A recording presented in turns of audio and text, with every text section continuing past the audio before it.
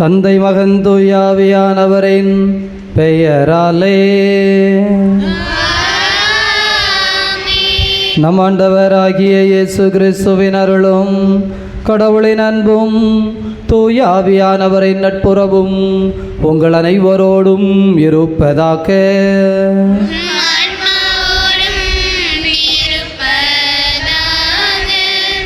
திருப்பலி முன்னுரை. இனியவர்களே, இன்று திருச்சிலுவையின் மகிமை பெருவிழாவை கொண்டாடுகிறோம். யூதர்கள் அனைவரும் யூதர்கள் அடையாளங்கள் வேண்டும் என்று கேட்கிறார்கள். கிரேக்கர் ஞானத்தை நாடுகிறார்கள். ஆனால் நாங்கள் சிலுவையில் அறையப்பட்ட கிறிஸ்துவை பறைசாற்றுகிறோம் என்ற தூய பவுலடியாரின் வார்த்தைகள் அவமானத்தின் இழிவின் அடையாளமான சிலுவை இயேசுவின் இறப்பால் மீட்பின் அடையாளமாக மாறுவதை குறிப்பிடுகின்றன. என்னை பின்பற்ற விரும்புபவர் தன் சிலுவையை தூக்கி கொண்டு என் பின் வரட்டும் என்று இயேசுவின் வார்த்தைகளை ஏற்றவர்களாய் இயேசுவின் சிலுவையோடு நம் வாழ்வின் இன்பம் துன்பம் அனைத்தையும் இணைத்து கொள்வோம்.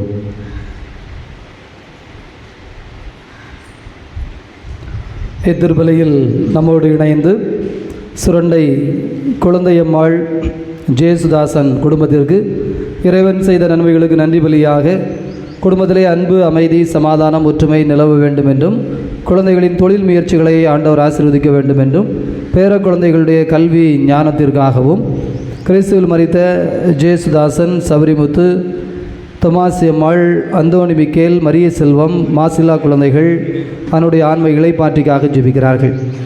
திருப்பூர் சனிஸ்லாஸ் வேதா குடும்பத்திற்கு இறைவன் செய்த நன்மைகளுக்கு நன்றி பலியாக குறிப்பாக உடல் உள்ள சுகத்திற்காக ஒப்பு கொடுத்து ஜெபிக்கிறார்கள். சுரண்டை ஆலடிப்பட்டி மரிய சூசை, அந்தோணி, உஷா குடும்ப நலன்களை ஆண்டவர் ஆசீர்வதிக்க வேண்டும் என்றும் கருத்துக்கள் நிறைவேற வேண்டும் என்றும் ஒப்பு கொடுத்து ஜெபிக்கிறார்கள். சுரண்டை ஜஸ்டின் லாலிட் குடும்பத்திற்கு இறைவன் செய்த நன்மைகளுக்கு நன்றி பலியாகவும் இன்று தனது பிறந்த நாளை கொண்டாடுகிற பிளஸியை இறைவன் நிறைவாக ஆசீர்வதித்து உடலுள்ள சுகத்தோடு வழிநடத்த வேண்டும் என்றும் நினைத்திருக்கிற நல்ல காரியங்களை ஆண்டவர் ஆசீர்வதித்து வழிநடத்த வேண்டும் என்றும் சகாய ரிஜோன், ஆண்டனி, ரினீஷா உடலுள்ள சுகத்திற்காகவும் கல்வி ஞானத்திற்காகவும் ஒப்பு கொடுத்து ஜெபிக்கிறார்கள். சுரண்டை சார்லஸ் அமலா குடும்பத்திற்கு இறைவன் செய்த நன்மைகளுக்கு நன்றி பலியாகவும் ஜெனிஃபருக்கு கப்பலில் வேலை கிடைத்ததற்கு இந்த பலியிலே நன்றி பலியாக ஒப்பு கொடுத்து ஜெபிக்கிறார்கள்.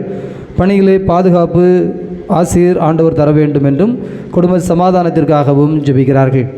ஃபாத்திமா அருள் ஜெகநாதன் குடும்பத்திற்கு இறைவன் செய்த நன்மைகளுக்கு நன்றி பலியாகவும் நினைத்த நல்ல காரியங்களை ஆண்டவர் கைகூட செய்ய வேண்டும் என்றும் தொழில் வளர்ச்சிக்காகவும் இன்று 17வது ஆண்டு திருமண நாளை கொண்டாடுகிற சீமோன், பெமிலா இவர்களை ஆண்டவர் நிறைவான முறைகளை ஆசீர்வதித்து வழிநடத்த வேண்டும் என்றும் நிறை அருளுக்காகவும் குழந்தைகளுடைய படிப்பு நன்மைக்காகவும் கொடுத்து ஜெபிக்கிறார்கள்.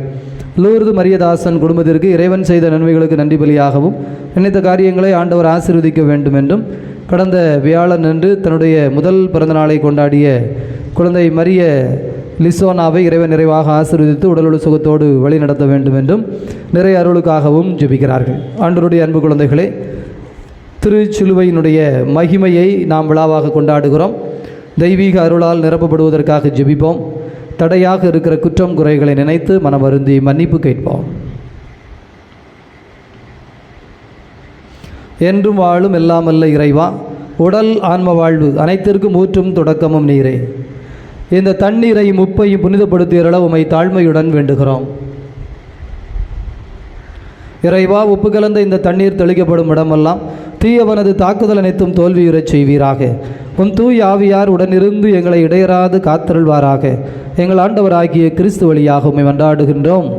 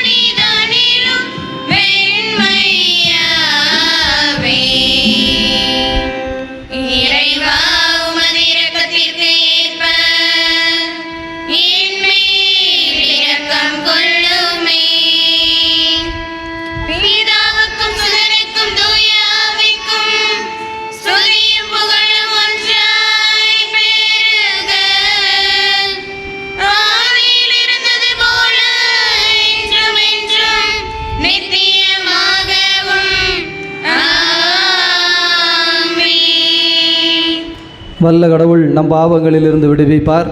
இந்த நற்கருணை கொண்டாட்டம் அவரது திருவிருந்தில் கலந்து கொள்ளும் தகுதி பெறச் செய்வதாக.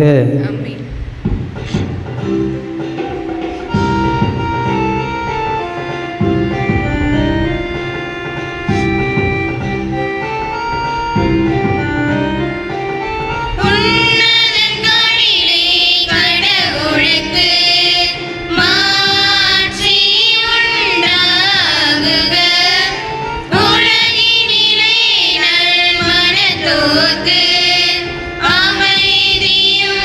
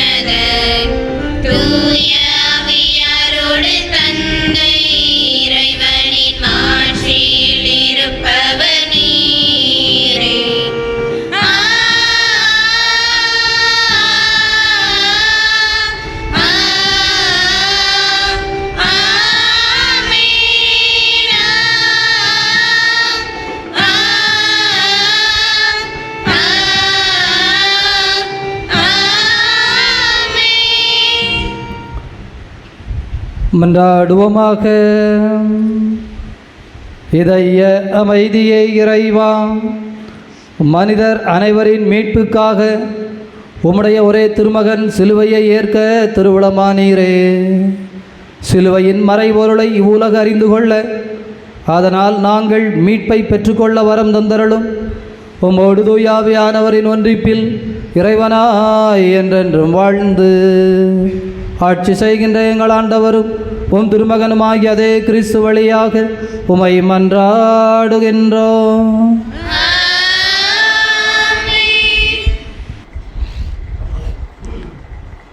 முதல் வாசக முன்னுரை.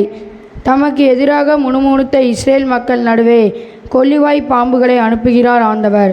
பின்னர் அவரே மோசே வழியாக அவர்களை காப்பாற்றுவதற்கான வழியை தருகிறார். கம்பத்தில் ஏற்றப்பட்ட வெண்கல பாம்பு சிலுவையின் முன்னடையாளமாக திகழ்கிறது. அவற்றை உக்கு நோக்குகிற அனைவரும் வாழ்வு பெறுகிறார்கள். வாழ்வின் மரபாகிய சிலுவையை உற்று நோக்க நம்மை அழைக்கிறது முதல் வாசகம்.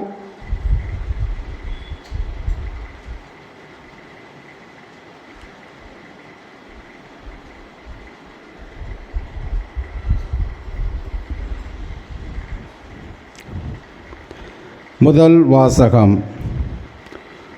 கொள்ளிவாய் பாம்பை பார்க்கிற ஒவ்வொருவனும் பிழைப்பான். எண்ணிக்கை நூலிலிருந்து வாசகம். அதிகாரம் 21, இறை வார்த்தைகள் 4-9 முடிய. எண்ணிக்கை நூலிலிருந்து வாசகம். அதிகாரம் 21, இறை வார்த்தைகள் 4-9 முடிய.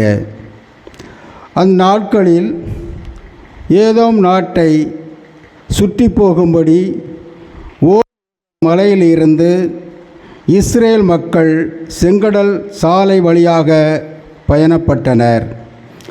அவ்வழியை முன்னிட்டு மக்கள் பொறுமை இழந்தனர்.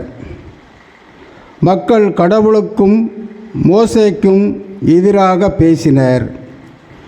இந்த பாலை நிலத்தில் மாளும்படி எங்களை எகிப்திலிருந்து கொண்டு வந்தது ஏன்? இங்கு உணவும் இல்லை, தண்ணீரும் இல்லை. அற்பமான இந்த உணவு எங்களுக்கு வெறுத்து போய்விட்டது என்றனர். உடனே ஆண்டவர் கொள்ளிவாய் பாம்புகளை மக்களிடையே அனுப்பினார். அவை கடிக்கவே இஸ்ரேல் மக்களில் பலர் மாண்டனர். அப்போது மக்கள் மோசேயிடம் வந்து, நாங்கள் பாவம் செய்துள்ளோம். நாங்கள் ஆண்டவருக்கும் உமக்கும் எதிராக பேசியுள்ளோம். அவர் இந்த பாம்புகளை அகற்றும்படி நீர் ஆண்டவரிடம் வேண்டிக் கொள்ளும் என்றனர். அவ்வாறே மோசே மக்களுக்காக மன்றாடினார். அப்போது ஆண்டவர் மோசேயிடம் கொள்ளிவாய் பாம்பு ஒன்றை செய்து அதை ஒரு கம்பத்தில் பொறுத்து, கடிக்கப்பட்டோரில் இதை பார்க்கிற ஒவ்வொருவனும் பிழைப்பான் என்றார். அவ்வாறே மோசே ஒரு வெண்கல பாம்பை செய்து அதை ஒரு கம்பத்தில் பொருத்தினார். பாம்பு கடித்த எந்த ஒரு மனிதனும் இந்த வெண்கல பாம்பை பார்த்து உயிர் பிழைப்பான். இது ஆண்டவர் வழங்கும் அருள்வாக்கு.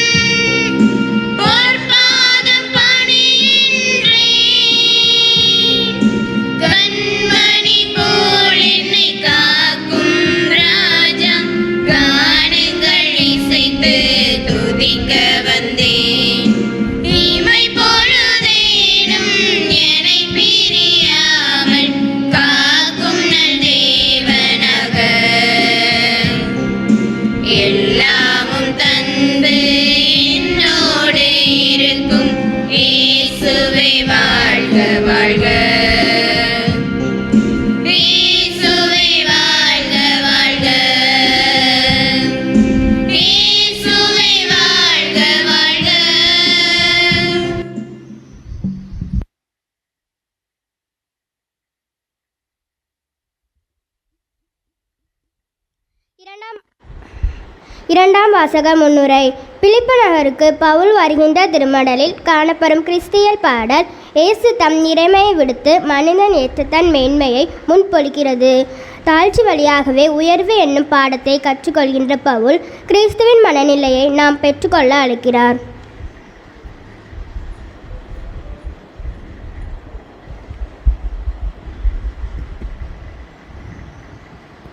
இரண்டாம் வாசகம். இயேசு தம்மையே தாழ்த்தி கொண்டார், எனவே கடவுளும் அவரை மிகவே உயர்த்தினார். திருத்தூதர் பவுல் பிலிப்பியருக்கு எழுதிய திருமுகத்திலிருந்து வாசகம். அதிகாரம் 2, இறைத்திரு வசனங்கள் 6 முதல் 11 முடிய. திருத்தூதர் பவுல் பிலிப்பியருக்கு எழுதிய திருமுகத்திலிருந்து வாசகம். அதிகாரம் 2, இறைத்திரு வசனங்கள் 6 முதல் 11 முடிய. சகோதர சகோதரிகளே, கடவுள் வடிவில் விளங்கிய இயேசு கடவுளுக்கு இணையாயிருக்கும் நிலையை வலிந்து பற்றி கொண்டிருக்க வேண்டியதொன்றாக கருதவில்லை. ஆனால் தம்மையே வெறுமையாக்கி அடிமையின் வடிவை ஏற்று மனிதருக்கு ஒப்பானார். மனித உறவில் தோன்றி சாவை ஏற்கும் அளவிற்கு, அதுவும் சிலுவை சாவியை ஏற்கும் அளவுக்கு கீழ்ப்படிந்து தம்மையே தாழ்த்தி கொண்டார். எனவே கடவுளும் அவரை மிகவே உயர்த்தி எப்பெயருக்கும் மேலான பெயரை அவருக்கு அருளினார். ஆகவே இயேசுவின் பெயருக்கு விண்ணவர், மன்னவர், கீழுலகோர் அனைவரும் மண்டியிடுவர்.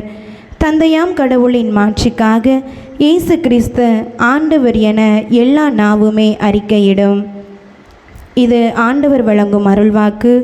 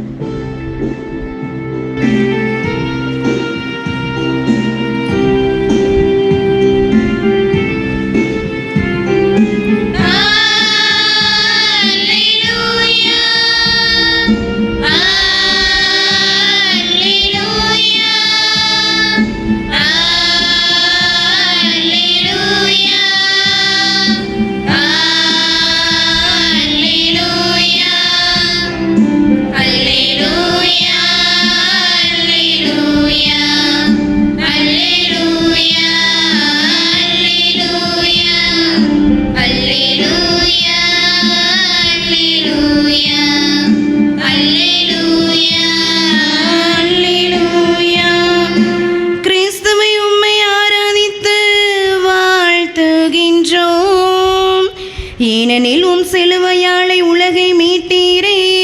அல்லேலூயா.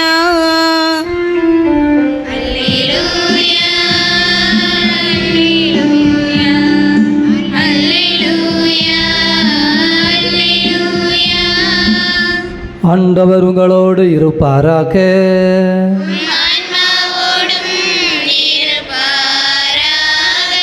தூய யோவான் எழுதிய தூய நற்செய்தியிலிருந்து வாசகம்.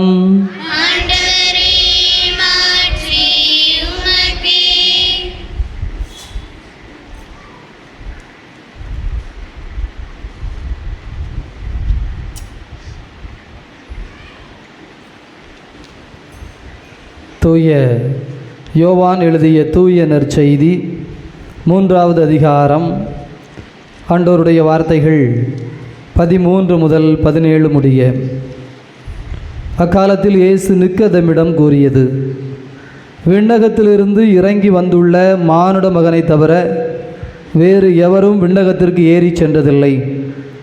பாலை நிலத்தில் மோசேயால் பாம்பு உயர்த்தப்பட்டது போல மானுட மகனும் உயர்த்தப்பட வேண்டும். அப்போது அவரிடம் நம்பிக்கை கொள்ளும் அனைவரும் நிலை வாழ்வு பெறுவர்.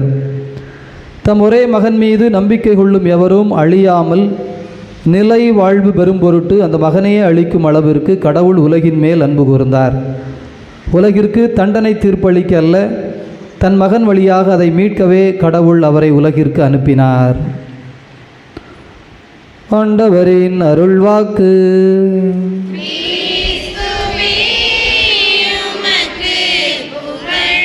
நற்செய்தி வாக்கினால் நம் பாவங்கள் அகல்வனவாக.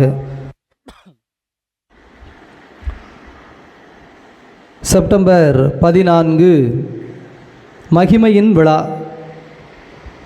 மகிமை என்றால் உயர்வு, உன்னதம், நிறைவு. எதனுடைய மகிமை விழா என்றால் சிலுவையின் மகிமை, சிலுவை வழியாக கிடைக்கின்ற உயர்வு, சிலுவை பாதை வழியாக பெறுகின்ற உன்னதம், உயர்வு, அதற்கான விழா. சிலுவை என்றால் வெறும் சிலுவையா? இயேசுவும் சிலுவை சுமந்தார். அருகிலே 2 கள்வர்களும் சிலுவையில் அறையப்பட்டிருந்தார்கள். ரோமையர்கள் நிறைய பேருக்கு சிலுவை தண்டனை கொடுத்திருந்தார்கள். அப்படி என்றால் இது எந்த சிலுவையினுடைய உயர்வு, நிறைவு அல்லது பெருமை விழா என்றால் திருச்சிலுவை.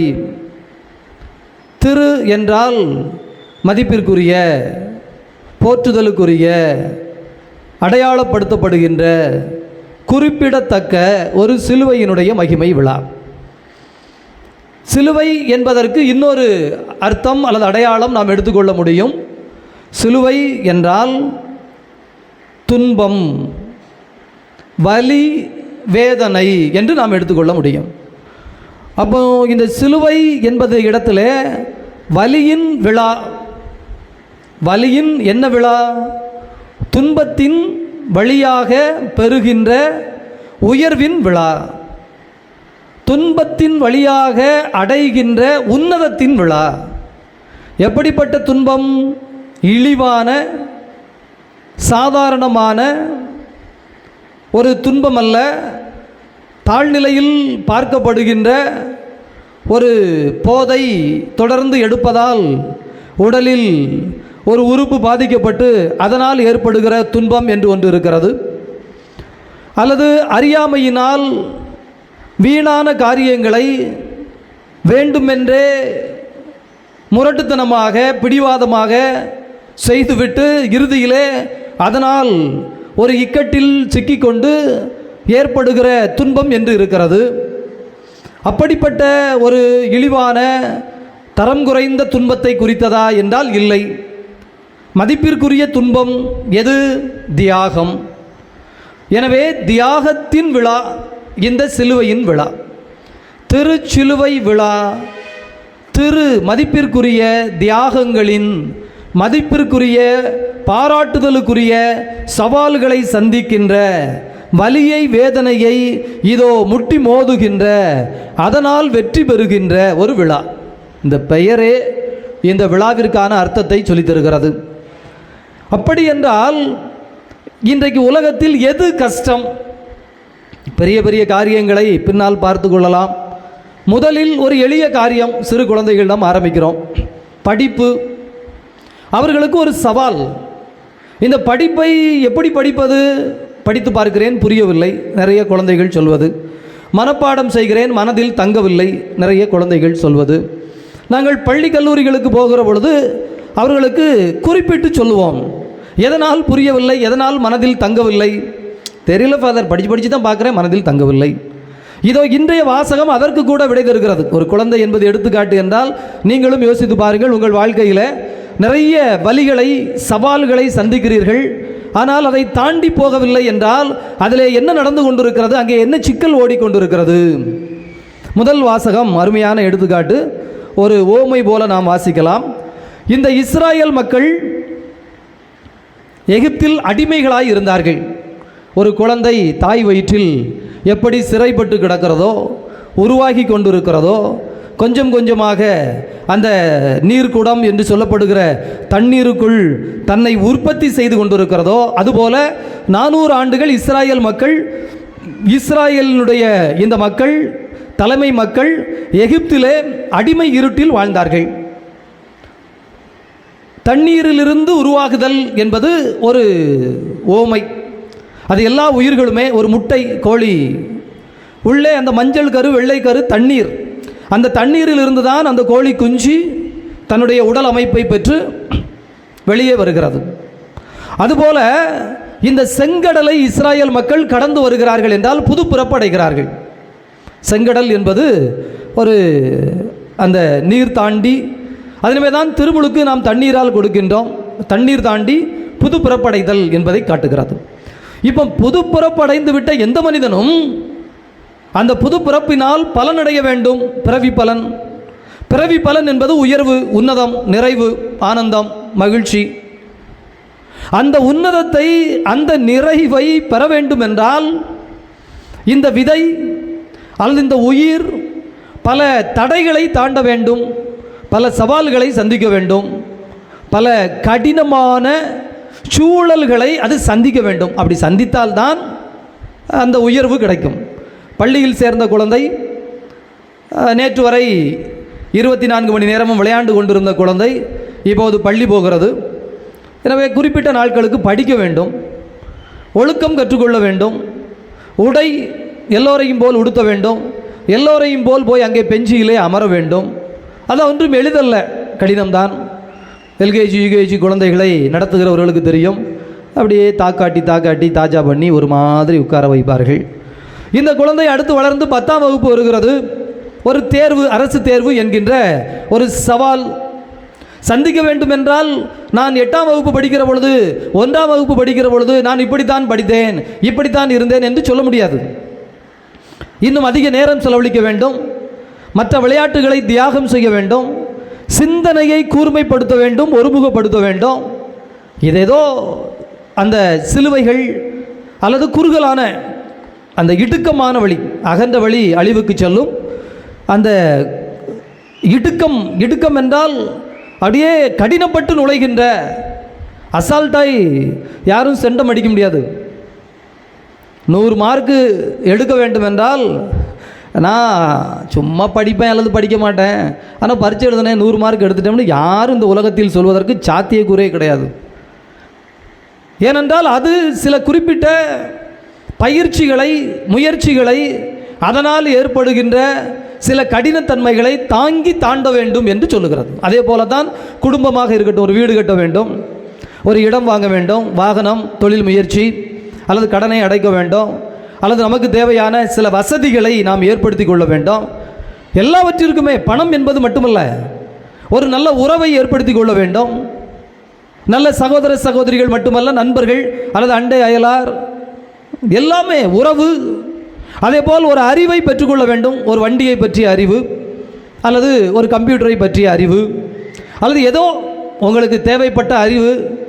நான் எதையுமே தெரிந்து கொள்ளவில்லை, எனக்கு திடீரென்று எல்லாம் தெரிந்து விட்டது என்று யாரும் சொல்ல முடியாது. எதை பெறுவதாக இருந்தாலும் அது சந்திக்க வேண்டிய பாதை உயர்வை நோக்கியது என்றால் அதற்கென்று சில ப்ரொசீஜர், சில வழிமுறைகள் இருக்கின்றன. அதைத்தான் இஸ்ரேல் மக்களுக்கு ஆண்டவர் ஏதோம் நாட்டை சுற்றி இப்படியே வந்து கானான் நாட்டிற்குள் போக வேண்டும். ஏனென்றால் இவர்கள் 400 ஆண்டுகள் அடிமைகளாக இருந்தார்கள். கானான் நாட்டிற்குள்ளே சும்மா போய் வெத்தலை பாக்கு வச்சு வாங்க இங்கே உட்காருங்க, இந்த இடமெல்லாம் உங்களுக்கு தான், எடுத்துக்கோங்க, யாரும் சொல்ல போவதில்லை. தொடர்ந்து வாசித்தால் நமக்கு தெரியும். இதோ ஒரு ஊரைக்கு வழியாக போக வேண்டும், அந்த மக்கள் விடவில்லை. ஏன்? இந்த பயிலுவை பார்த்துட்டு போவான், ராத்திரி வந்து திருடுவான், கொள்ளையடிப்பான், நம்பிக்கை இல்லை. இவர்கள் கேட்கிறார்கள், ஐயா உங்கள் ஊர் வழியாக போகிறோம், ஒருவேளை எங்கள் ஆடு மாடுகளோ எங்கள் குழந்தைகளோ உங்கள் கிணற்றிலிருந்து தண்ணீர் குடித்தால் கூட நாங்கள் அதற்கு காசு தந்து விடுகிறோம். அதெல்லாம் கொடுக்க முடியாது, வழி தர முடியாது, நீ சுற்றி போ என்றார்கள். இந்த காலகட்டத்தை போல ரோடுகள் பொது ரோடுகள் அல்ல, இப்பவும் பொது ரோடு அல்ல, டோல்கேட்டு கட்டி தான் போகிறோம், தனியார் ரோடு தான், அவர்களுக்கு கப்பம் கட்டுகிறோம் ஏறக்குறைய. அப்போது அந்தந்த ஊர்க்காரர்கள் அங்கங்கே ரோடு போட்டு வைத்திருக்கிறார்கள், அவர்கள் அதை டோல் போட்டு மறித்திருப்பார்கள், ஏனென்றால் பாதுகாப்பு கருதி. பிரியமானவர்களை யோசித்து பாருங்கள், இந்த இஸ்ராயேல் மக்கள். எனவே ஆண்டவர் ஒரு வழியை காட்டுகிறார், நீ பலம் பெற வேண்டும், போய் போர் செய்கின்ற அளவிற்கு வலிமை பெற வேண்டும். அப்படி என்றால் இந்த பாலைவனத்தில் கொஞ்ச நாட்கள் நீங்கள் சுற்றி வர வேண்டும், போர் பயிற்சி பெற வேண்டும். இது இஸ்ராயேல் மக்களுக்கு துன்பமாக இருந்தது. ஏன் துன்பம்? காலையில் எந்திரிச்சு வேலைக்கு போனால் எவனாவது சோறு பொங்கி வச்சிருப்பான், சாப்பிட்டால் போயிட்டு. அடிமை வாழ்வுதான், சுதந்திரம் இல்லாத வாழ்வுதான். ஆனால் வாரத்திற்கு ஒரு நாள் ஏதாவது கறி கொடுப்பான். எவனோ மேய்ச்சான், நான் மந்தையாக இருந்தேன். மந்தையாக இருக்கிற ஒருவனை, மாடாய் இருக்கிற ஒருவனை, ஆட்டு மந்தையில் ஆட்டோடு ஆடாய் இருக்கின்ற ஒருவனை எடுத்து, நீ தலைவன், நீ மனிதன், உனக்கு சுய சிந்தனையும் சுய அறிவும் இருக்கிறது, நீ அடிமையாய் வாழ பிறந்தவன் அல்ல, நீ மனிதன், சுதந்திரமாய் வாழ பிறந்தவன், மீட்படைய பிறந்தவன், உனக்கென்று தன்மானம் இருக்கிறது, உனக்கென்று இந்த உடலுக்குள்ளே இறைமை என்கின்ற மாண்பு இருக்கிறது, ஆடு மாட்டிற்கும் உனக்கு வித்தியாசம் இருக்கிறது என்றெல்லாம் ஒரு கிளாஸ் நடக்கிறது. அதுதான் இந்த பாலைவனத்தில் நடந்த ஒரு விஷயம், ரொம்ப ஆச்சரியமான ஒரு விஷயம். அப்படி ஒரு விடுதலை பெற வேண்டும் என்றால், அப்படி ஒரு மீட்படைய வேண்டும் என்றால், அப்படி சொந்தமாக பாலும் தேனும் பொழிகிற ஒரு கானான் தேசத்தில் போய் முதல்ல உட்காரணும்னா தகுதியும் திறமையும் வேண்டும். தகுதியும் திறமையும் இல்லாமல், பண்பும் படிப்பும் இல்லாமல், ஒழுக்கம் இல்லாமல், காட்டு செடியாய் வளர்ந்தேன், போன பக்கமெல்லாம் வெற்றி கிடைத்தது என்று யாருக்கும் இல்லை என்பதைத்தான் இந்த வாசகங்கள், இந்த திருச்சிலுவையினுடைய மகிமை விழா சொல்லுகிறது. எதெல்லாம் இன்றைக்கு கஷ்டமாக இருக்கிறது உறவுகளுக்குள் பாருங்கள். சாரி அப்படிங்கிற வார்த்தை கஷ்டம், வாய் வராது. ப்ளீஸ் தயவு செய்து செய்யுங்களேன், வராது. யாராவது ஒருத்தரை நீங்கள் லேசாக நீங்கள் இப்படி பண்ணக்கூடாது, நீங்கள் செய்கிற காரியத்தில் சிக்கல் இருக்கிறது என்று சொல்லி பாருங்கள், அவர்கள் அதற்கு அடுத்து தங்களை குறை சொல்வதாக, சின்ன குழந்தையாக இருந்தாலும் பெரிய ஆட்களாக இருந்தாலும் நண்பர்களாக இருந்தாலும் உறவினர்களாக இருந்தாலும் நிறைய பேற்ற ஏன் அப்பா அம்மாட்ட நம்ம சொல்கிறோம், உங்கள் குழந்தையிடம் சொன்னால் என்ன, அப்படிலாம் சொல்ல முடியாது ஃபாதர், சொன்னால் சண்டை ஆயிரும் ஃபாதர்.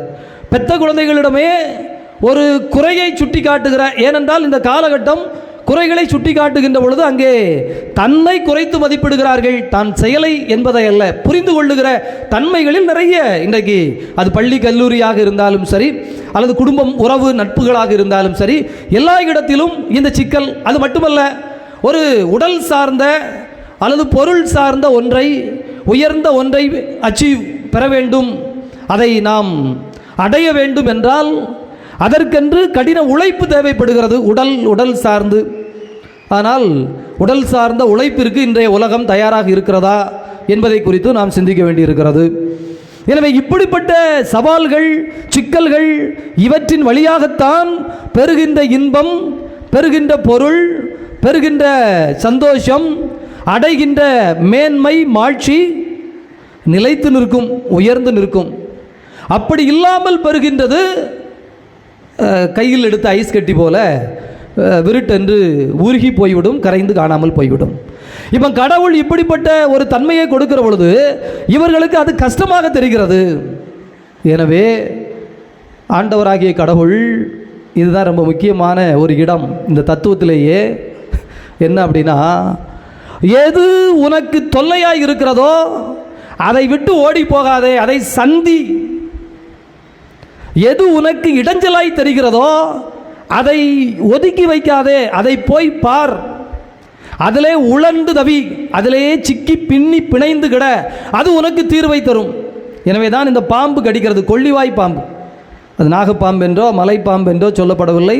கொள்ளிவாய் பாம்பு என்றால் ஒரு வகையான மேஜிக்கல் ஸ்னேக்.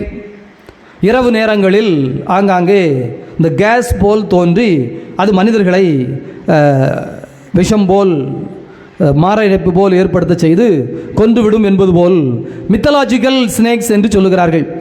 அப்போ அந்த கொள்ளிவாய் தன்மை நிறைந்த பாம்புகள் மனிதனை அச்சுறுத்துகிறது.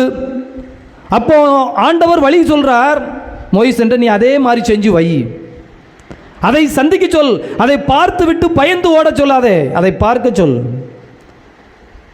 அதை பார்த்தால் அதற்குள் விடை உண்டு. ஆச்சரியம்.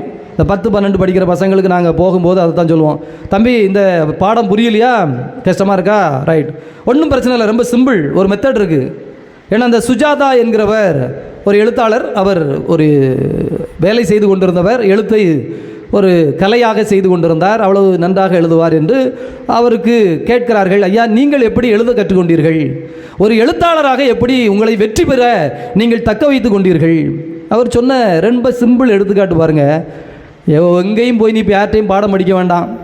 ஒரு 50 நாவல், தலை சிறந்த, உலகத்தில் தலை சிறந்த நாவல் என்று சொல்லப்படுகிற ஒரு 50 நாவலை நீங்கள் வாங்குங்க. இந்த 50 நாவலையும் நீங்கள் உங்கள் சொந்த நாவல் போல பார்த்து 100 முறை எழுத வேண்டும். 50 நாவலை வாங்கி 100 தடவை நீ வாட்டில் உட்கார்ந்து ஒவ்வொரு நாவலாக எழுதி முடி. 50 முடிஞ்சுதா, அடுத்து திரும்ப தொடக்கத்திலிருந்து எழுது. எப்படியா இப்படி சொல்கிறீங்க? ஆமாம், நீ முதல் முறை எழுதுகிற பொழுது, 2ஆம் முறை எழுதுகிற பொழுது, 10ஆவது முறை வருகிற பொழுது உனக்கு ஓரளவுக்கு இந்த நாவல்னா என்னன்னு தெரிஞ்சிடும். நீ 20ஆவது முறை எழுதி கொண்டு வருகிற பொழுது எங்கெல்லாம் ட்விஸ்ட் வைக்கணும், எங்கெல்லாம் இந்த கதையை உணர்வுபூர்வமாக கொண்டு போகணும்னு தெரியும். நீ 30, 40, 50லாம் எழுதும்போது உனக்கு புதுசு புதுசாக நாவல் எழுதுவதற்கு சிந்தனைகள் தோன்றிவிடும். நீ ஏறக்குறைய 100 முறை எழுதி முடிச்சிட்டன்னா நீ 100ஆவது முறை எழுதும்போது ஒரு 1000 கதைகள் எழுதுவதற்கான வித்தும் அதற்கான டெக்னிக்கும் நீ உன் அனுபவத்தை உள்ளே சேர்க்கிற பொழுது நீ மேஜிக் பண்ணிடுவோங்கிறார். அப்படியா ஃபாதர்? 100 தடவை எழுதணுமா ஃபாதர்? வாசித்துட்டு நான் சொந்தமாக நாவல் எழுத முடியாதா ஃபாதர்? இது 10ஆம் கிளாஸ் பசங்க கேட்பான். எங்கள் வாத்தியார் பாடம் நடத்துகிறா, பத்தாதா? தம்பி போதும், புரிஞ்சவனுக்கு புரிஞ்சுது, புரியாதவனு ஒருத்தன் இருக்கல்ல, நீ இருக்க போய் தானே கேள்வியை கேட்க. உனக்கு புரியலைங்கிறதுனால தானே இப்படி ஒரு டெக்னிக் நாங்கள் சொல்ல வேண்டியது இருக்குது. என்ன செய்ய, எழுது. ஒரு நாளைக்கு 25 தடவை அந்த கேள்வியை எழுதிப்பார், மனப்பாடம் ஆயிரும்.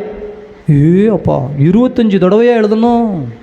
25 தடவை எழுதினா தான் மனப்பாடம் ஆகுமோ ஃபாதர்? அது ஒரு 2 தடவை எழுதினா மனப்பாடம் ஆகாதா ஃபாதர்? நான் படித்து நீ படித்தது தானே உனக்கு மனசில் வர மாட்டேக்கு, உன்னுடைய மெமரியில் போய் ரிஜிஸ்டர் ஆகுது.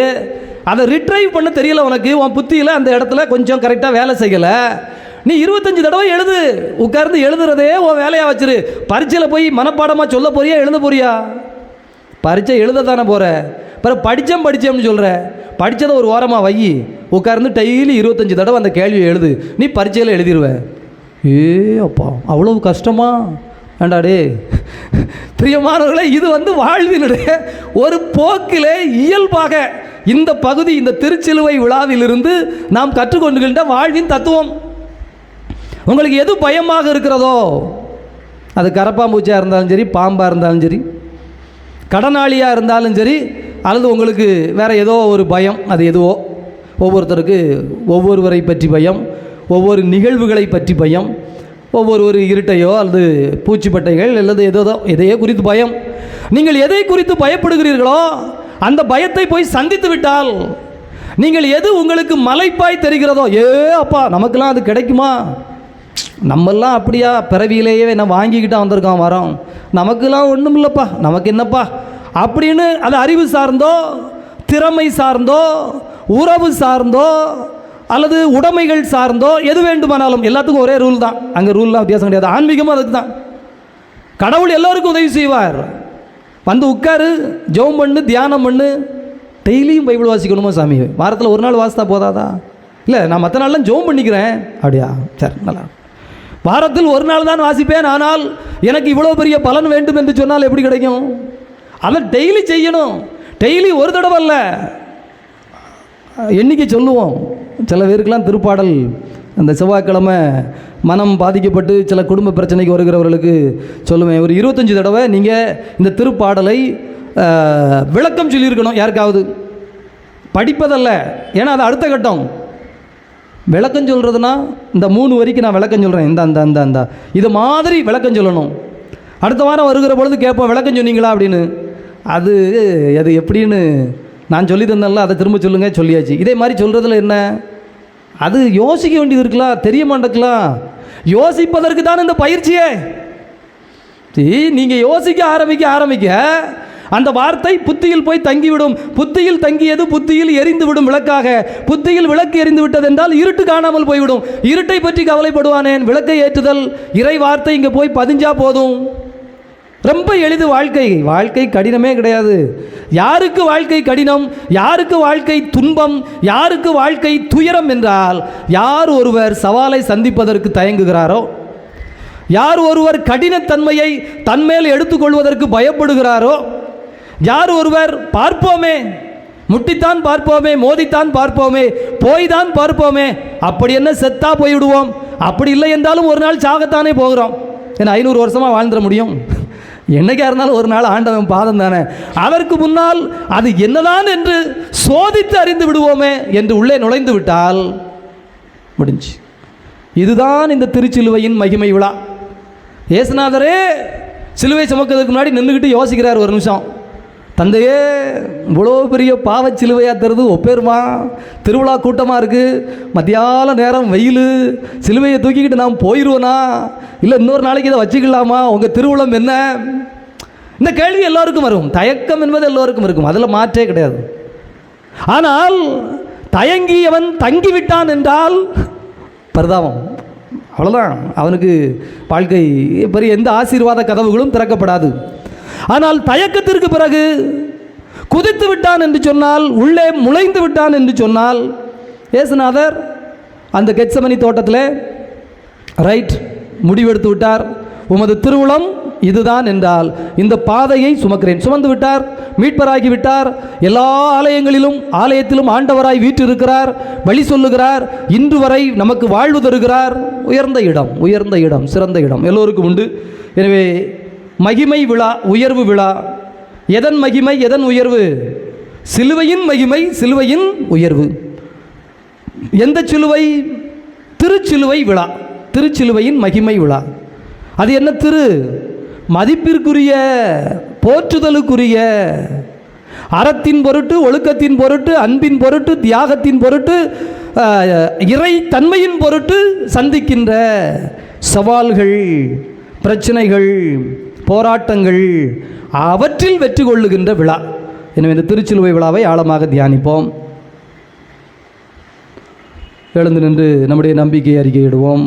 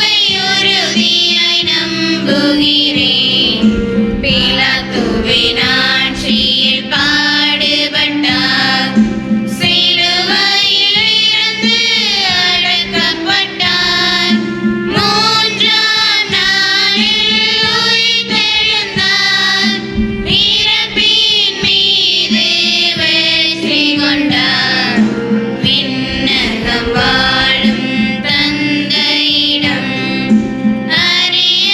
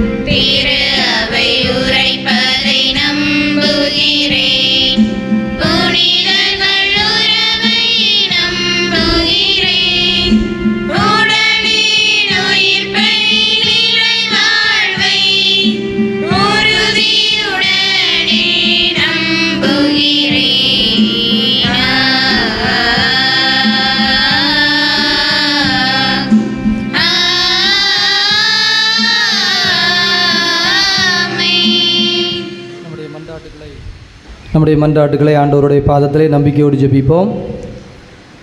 இறைவா, திரு அவையை வழிநடத்தும் தலைவர்கள் கிறிஸ்துவின் மனநிலையில் தாழ்ச்சி அணிந்தவர்களாக பணிபுரிய வரமருள இறைவா உம்மை மன்றாடுகிறோம்.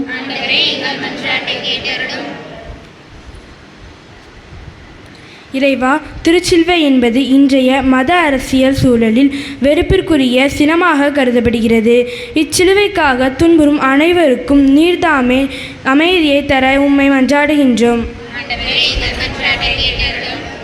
இறைவா, பசி, தனிமை, தோல்வி, நோய், விரக்தி, சோர்வு போன்ற பல சிலுவைகளால் துன்புறும் எம் சகோதர சகோதரிகளில் நீர் வாழ்வளிக்கின்ற வாழ்வையும் வெற்றி பெற உம்மை மன்றாடுகிறோம். இறைவா, சிலுவை அடையாளம் வரையும் எங்கள் குழுமம் அதை குறித்து காட்டுகின்ற அன்பு, தியாகம், மன்னிப்பு, இரக்கம் ஆகியவற்றை பிரதிபலித்து எந்நாளும் உமது கருவிகளாக வாழ வரமருள இறைவா உம்மை மன்றாடுகின்றோம்.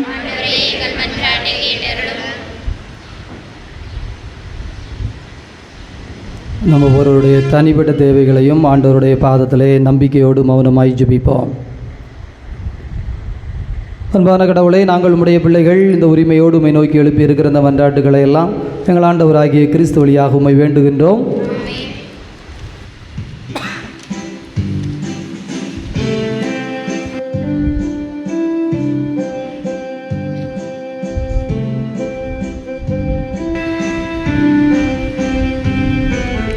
எது வேண்டும் உனக்கு இறைவா, எது வேண்டும் உனக்கு இறைவா, எது தந்த போதும் உனக்கு அது ஈடாகுமா,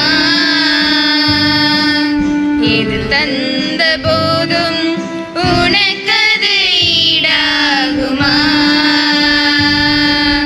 எது வேண்டும், எது வேண்டும், எது வேண்டும், எது வேண்டும்.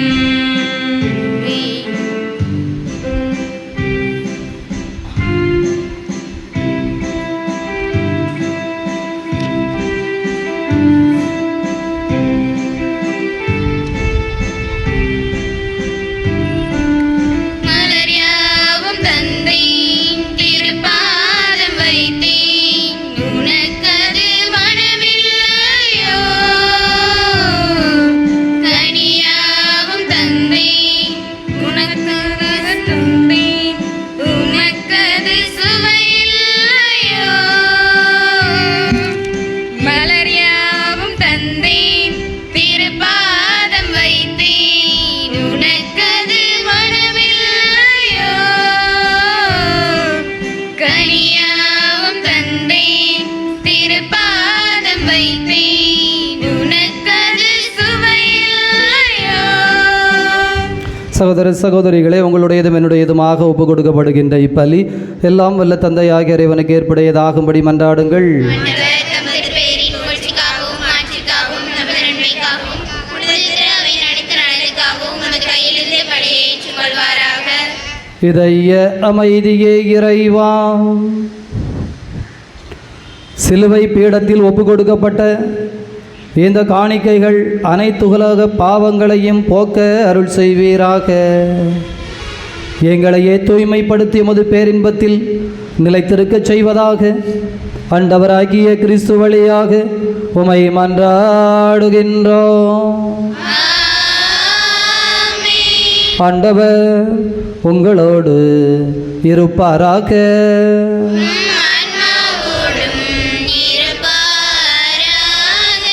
இதயங்களை மேலே எழுப்புங்கள்.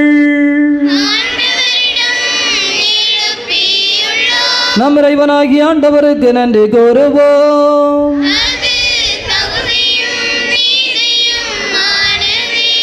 ஆண்டவரே, தூயவரான தந்தையே, என்றும் வாழும் இறைவா, எந்நாளும் எவ்விடத்திலும் நாங்கள் உமக்கு நன்றி செலுத்துவது எங்கள் கடமையும் மீட்பிற்குரிய செயலும் ஆகும். ஆண்டவராகிய கிறிஸ்து வழியாக மனிதர் அனைவரும் சிலுவை மரணத்தால் மீட்படைய வேண்டும் என்று நியமித்தீர். இவ்வாறு எதிலிருந்து சாவு தோன்றியதோ அதிலிருந்து வாழ்வும் புத்துயிரும் பெற அருள் செய்கிறீர். ஆகவே விண்ணகத் தூதரோடு இணைந்து போற்றி புகழ்ந்து அக்களித்து நாங்கள் பாடுவதாவது: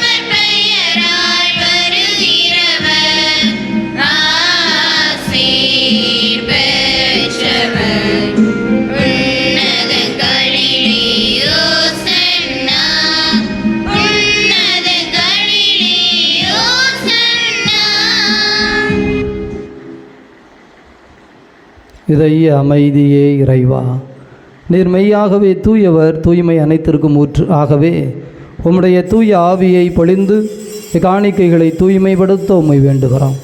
எங்கள் ஆண்டவர் இயேசு கிறிஸ்துவின் உடலும் இரத்தமுமாக எங்களுக்கு இவை மாறுவனவாக. அவர் பாடுபட உளம்கனிந்து தமை கையளித்த போது அப்பத்தை எடுத்து நன்றி செலுத்தி அதை பிட்டு தம் சீடர்களுக்கு அளித்து அவர் கூறியதாவது: அனைவரும் இதிலிருந்து பெற்று உண்ணுங்கள், ஏனெனில் இது உங்களுக்காக கையளிக்கப்படும் என்னுடல்.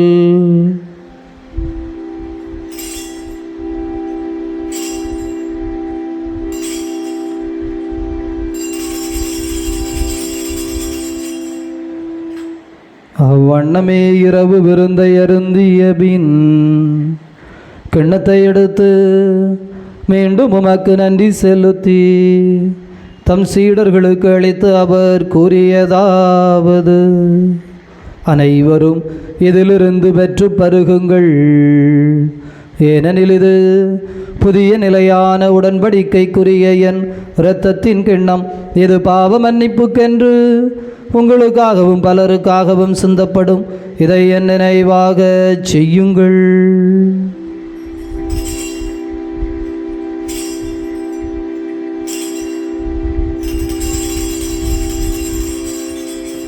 நம்பிக்கையின் மறைபொருள்.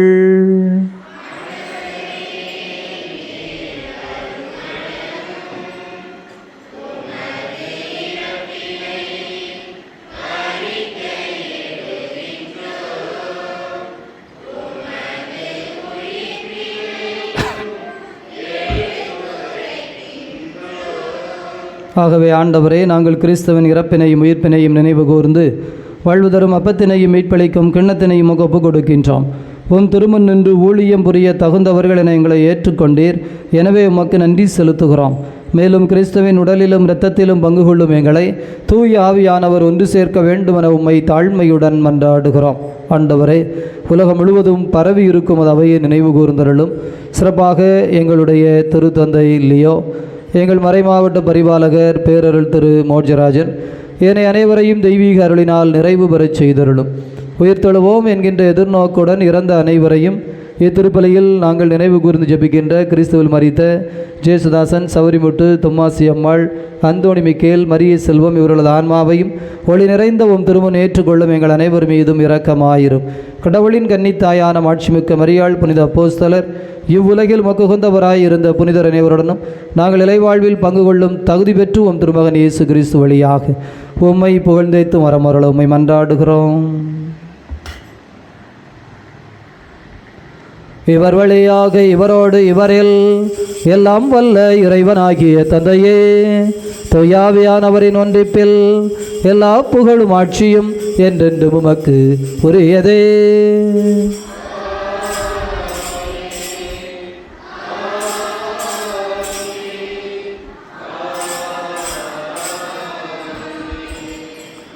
நம் ஆண்டவர் இயேசு கிறிஸ்து ஜெபிக்க கற்றுக் கொடுத்தார். நம்பிக்கை நிறைந்த இதயத்தோடு ஜெபிப்போம்.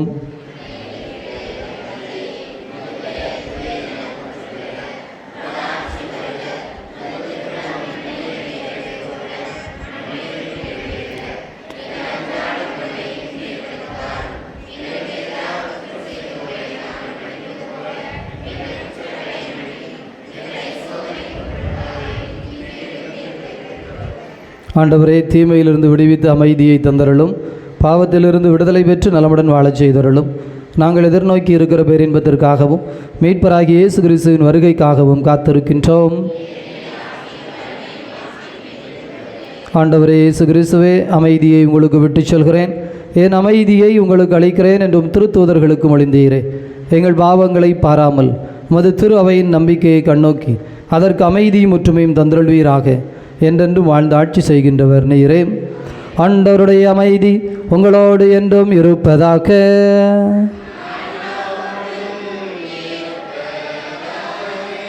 ஒருவருக்கொருவர் ஆண்டவர் தருகின்ற அமைதியை அறிவித்துக் கொள்வோம்.